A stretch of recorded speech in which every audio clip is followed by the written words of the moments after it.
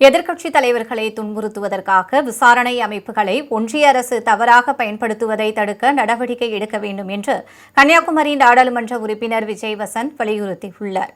National Herald வழக்கு குறித்து அமலாக்கத்துறையின் புகாரை டெல்லி சிறப்பு நீதிமன்றம் நிராகரித்ததைத் தொடர்ந்து மக்களவையில் விஜய் வசந்த் எம்பி ஒத்திவைப்பு தீர்மானத்தை கொண்டு வந்துள்ளார்.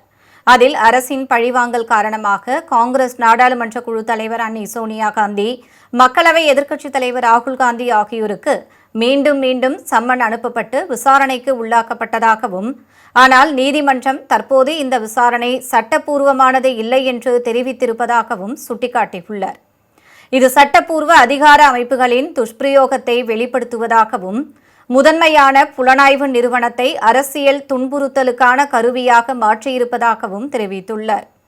இதன் மூலம் அமலாக்கத்துறை மீதான நம்பிக்கை போன்றவை கடுமையாக சமரசம் செய்யப்பட்டுள்ளதாகவும், சட்டத்தின் அதிகாரம் இல்லாமல் செயல்பட்ட அதிகாரிகளின் பொறுப்புணர்வை நிலைநிறுத்துவது அவசர தேவை என்றும் தெரிவித்துள்ள விஜய் வசந்த், வழக்கமான அலுவல்களை ஒத்திவைத்துவிட்டு இது பற்றி விவாதிக்க வேண்டும் என்று வலியுறுத்தியுள்ளார்.